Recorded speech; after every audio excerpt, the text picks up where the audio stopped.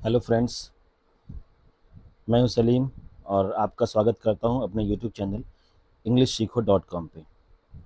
कई दिनों से स्टूडेंट्स की डिमांड थी कि शायद स्टोरी ऑफ इंग्लिश पढ़ाई जाए, तो आज मैं उसकी शुरुआत कर रहा हूं।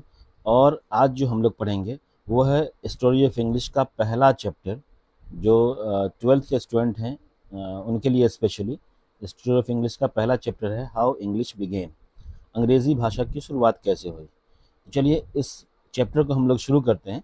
लेकिन इसको शुरू करने से पहले आपको ध्यान देना है कि इस चैप्टर को आप केयरफुली पढ़ेंगे, ठीक है, क्योंकि इस सेक्शन से और इस चैप्टर से बहुत सारे ऑब्जेक्टिव पूछे जाते हैं एग्जाम में। तो अगर आप केयरफुली पढ़ेंगे तो साथ साथ आपकी तैयारी होती रहेगी। चलिए स्टार्ट करते हैं इस चैप्टर को वन बाय वन। एक एक लाइन की मैं हिंदी बताऊंगा आपको। तो यहाँ बताया गया है English language is much younger. English language is much younger मतलब ये कॉम्परेटिव डिग्री है। यहाँ कहा गया कि इंग्लिश लैंग्वेज जो है, अंग्रेज़ी भाषा जो है, बहुत छोटी है। बहुत छोटी है किससे? बहुत छोटी मतलब नई है ये, बहुत नई है किससे? Than Sanskrit, Persian, Greek, Latin and other classical language of the past. मतलब अंग्रेज़ी भाषा बहुत छोटी है, बहुत नई है संस्कृत भाषा से, पर्शियन भाषा से, ग्रीक भाषा से, लैटिन भाषा से, और भी बहुत सारे जो क्लासिकल लैंग्वेज थे पास्ट में, बीते हुए समय में, उन सबसे बहुत नई भाषा है ये, बहुत छोटी भाषा है। आगे देखिए, when these European and Asian language, जब ये यूरोपियन और एशियन जो ऊपर जो लैंग्वेज है, संस्कृत, पर्शियन, ग्रीक, लैटिन, ये सब या तो यूरोप के लैंग्वेज हैं या एशिया कॉन्टिनेंट के लैंग्वेज हैं। तो जब ये लैंग्वेज क्या है ना, were ruling ruling the world, जब ये दुनिया पे राज कर रहे थे, रूल करना का मतलब होता है राज करना।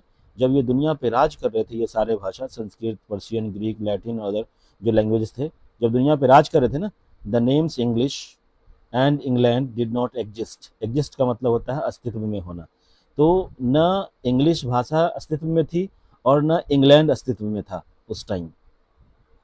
The English we speak today, the English मतलब वो अंग्रेज़ी जो आज हम लोग बोलते हैं, वो अंग्रेज़ी जो आज हम लोग बोलते हैं, came from the speech of the Germanic tribes. Came from the speech, speech का मतलब होता है बोली। तो वो बोली से आई है, किसके बोली से? जर्मेनिक ट्राइब्स के बोली से। ट्राइब का मतलब होता है जनजाति। तो जर्मनी की जनजातियाँ थीं, उनके बोली से ली गई है। आज जो अंग्रेज़ी हम लोग पढ़ रहे हैं, वो अंग्रेज़ी कहाँ से आई है? जर्मनी की जनजाति, जर्मनी की जो जनजातियाँ थी उनसे। वो जनजाति कौन सी थी? एंगल्स, सेक्शंस और ज्यूट्स। ये तीन जनजाति थी, एंगल्स, सेक्शंस और ज्यूट्स। तीनों का नाम याद कर लीजिएगा क्योंकि ये बहुत ज़्यादा इम्पोर्टेंट है, आगे बहुत काम आने वाला है ये आपको। तो तीन जनजातियाँ थी जर्मनी की जनजाति, एंगल्स, सेक्शंस और ज्यूट्स, जिनको तीनों को together called the Anglo Saxons. इन तीनों को मिलाकर कहा जाता है एंग्लो सेक्शन।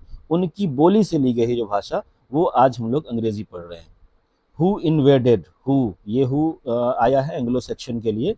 तो जिन्होंने इन्वेड किया, इन्वेड का मतलब होता है आक्रमण करना, जिन्होंने आक्रमण किया किस पर? इंग्लैंड पर, इन द 5th सेंचुरी, 5वीं शताब्दी में। And gave the country it's name, और वो जो जगह थी जहाँ पर उन्होंने आक्रमण किया था उसको वो नाम दिया, इंग्लैंड नाम दिया। और वहाँ उनके लोगों को वो भाषा दी, अंग्रेजी भाषा।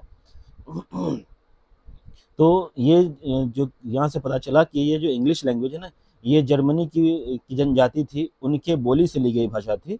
चलिए आगे देखते हैं।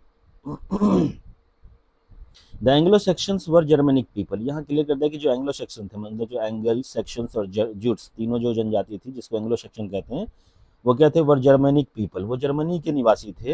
हु लिव्ड इन, जो रहते थे, नॉर्थ एंड वेस्ट यूरोप, मतलब यूरोप के नॉर्थ साइड में, उत्तरी साइड में, और वेस्ट साइड मतलब पश्चिमी यूरोप में रहते थे।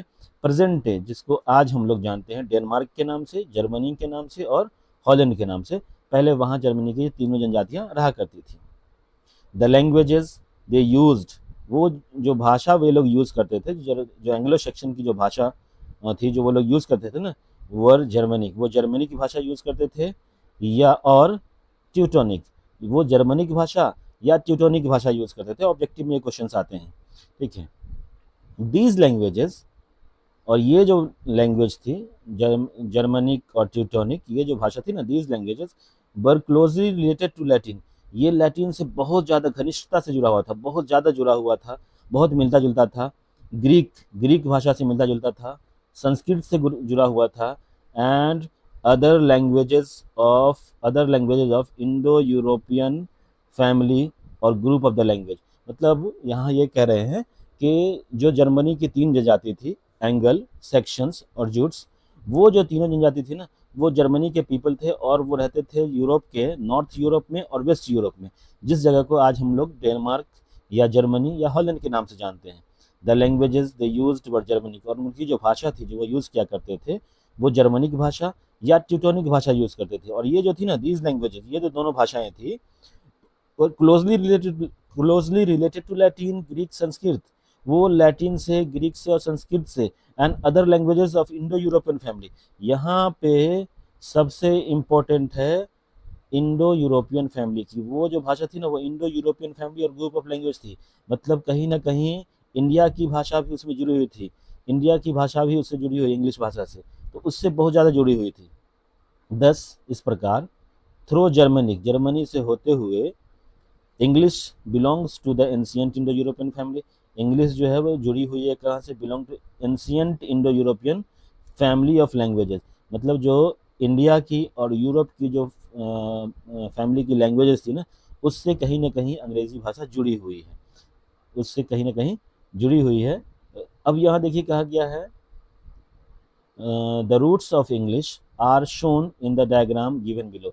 अंग्रेजी की जो जड़ है, रूट्स रूट्स बोलते हैं जड़ को, आर शोन, वो नीचे डायग्राम में, एक डायग्राम में दिखाई गई है। इस डायग्राम को देखिए कि इंग्लिश भाषा कैसे बनी। यहाँ पे देखिए एक सर्किल दिया हुआ है, एक सर्कल ये दिया हुआ है जिसमें लिखा हुआ है इंडो यूरोपियन, मतलब जो एशियन कंटिनेंट और यूरोप के कंटिनेंट की जो लैंग्वेजेस थी उनकी। तो यहाँ देखेंगे, यहाँ जर्मनिक, ये लैटिन, ये ग्रीक, वेल्टोस्लाविक, पर्शियन और संस्कृत, ये सब भाषाएं, ये सब जो है इंडो यूरोपियन भाषाएं हैं, जो पहले चला करती थी, आज भी चल रही हैं इसमें से बहुत सारी भाषाएं। और तो जर्मनिक से ये वेस्ट जर्मनिक, और वेस्ट जर्मनिक से ओल्ड इंग्लिश, और आज जो इंग्लिश है ये बनी। और यहाँ पर्शियन और ये जो पर्शियन और संस्कृत है, इससे मॉडर्न इंडियन लैंग्वेजेस बनी। और मॉडर्न इंडियन लैंग्वेजेस से यहाँ हिंदी, पंजाबी, बंगाली, असमी, उड़िया, गुजराती और मैथिली, ये सारी भाषाएं बनी। तो ये डायग्राम से आप समझ सकते हैं कि इंग्लिश भाषा यहाँ तक कैसे आई। और अब आगे देखिए, नेक्स्ट पेज पे आते हैं। यहाँ ये कहा जा रहा है कि the Germanic invaders were called section. Germanic invaders का मतलब हुआ आक्रमणकर्ता। जो जर्मनी के आक्रमणकर्ता थे, जर्मनी के जो ट्राइब्स थे, एंगल सेक्शन और जूट्स, जिसको एंग्लो सेक्शन कहते हैं, जो आक्रमण करता थे ना, इन्वेडर्स जिन्होंने आक्रमण करता थे, were called section by native of England. उनको इंग्लैंड के जो नेटिव थे, इंग्लैंड के जो मूल निवासी थे, वो लोग उनको सेक्शन कहा करते थे। जर्मनी के आक्रमणकर्ताओं को इंग्लैंड के जो मूल निवासी थे ना, वो उनको सेक्शन कहा करते थे। The Saxon on the other hand called the native of England विलास और फॉरेनर। और जो एंग्लो सेक्शन थे, सेक्शन जो जर्मनी के तीन जनजाति थे, एंगल सेक्शन, जो जिसको एंग्लो सेक्शन कहा गया, वो दूसरी तरफ इंग्लैंड के जो मूल निवासी थे ना, उनको वो विलास कहा करते थे या फॉरेनर्स कहा करते थे। मतलब दोनों का मतलब होता है विदेशी, विलास या फॉरेनर्स विदेशी को बोलते हैं, वो उनको विदेशी कहा करते थे। They however began to call their language, और इस प्रकार से उन लोगों ने अपनी भाषा को कहना शुरू किया, क्या, इंग्लिश। यहाँ पे स्पेलिंग देख लेंगे, इंग्लिश, ठीक है, पहले इंग्लिश को इंग्लिश कहना शुरू किया। दिस वर्ड वॉज डिराइव्ड, और ये जो शब्द है ना, ये लिया गया था from the name of angles, old English, जो ओल्ड इंग्लिश में ईगल के नाम से जाना जाता है, वहां से ये इंग्लिश वर्ड ली गई थी। The country was given the name Angelcynn, और जो देश, जो जगह थी, इंग्लैंड जो पहले जगह थी, उसका पहले नाम रखा गया एंग्लिकीन। और Angelcynn, that is the race of Angle, मतलब एंगल का जो रेस है उससे लिया गया था एंग्लिकीन। फ्रॉम अबाउट AD 1000, लगभग 1000 ईस्वी के आसपास की बात है। द नेम इंग्लैंड है ना, यहाँ पर देखें, ये इंग्लैंड कहा गया। द नेम इंग्लैंड, पहले इंग्लैंड को इंग्लैंड कहते थे, और the land of the angles, मतलब एंगल्स की ज़मीन, जो एंग्लो सेक्शन थे ना, उसकी उनकी ज़मीन। केम इनटू यूज़, ये यूज़ में आया in the place of Anglican, मतलब 1000 ईस्वी के आसपास जो इंग्लैंड था, जो एंग्लिकन नाम जो पहले रखा था जिस जगह का, उसको कहा गया क्या, इंग्लैंड कहा गया। Thus thus both the name of country England and the language English are not native England. तो इस तरीके से हम लोग कह सकते हैं कि जो कंट्री को आज नेम इंग्लैंड मिला हुआ है, जिसको आज हम लोग इंग्लैंड कहते हैं, वो इंग्लैंड नाम और जो भाषा है इंग्लिश, ये भाषा दोनों जो है ना, इंग्लिश जो है इंग्लैंड के लोग जो हैं उनका नेटिव नहीं है, ये उनका नहीं है, ये एंग्लो सेक्शन का दिया हुआ है, इंडो यूरोपियन फैमिली का दिया लैंग्वेज है। तो इस चैप्टर को आप बार बार पढ़ करके इसको अच्छे से समझ सकते हैं, इसको अच्छे से समझने की कोशिश करें, काफ़ी इंपॉर्टेंट चैप्टर है। और जो भी आप मुझे कमेंट सजेशन देना चाहते हैं वो कमेंट सेक्शन में सजेशन ज़रूर दें।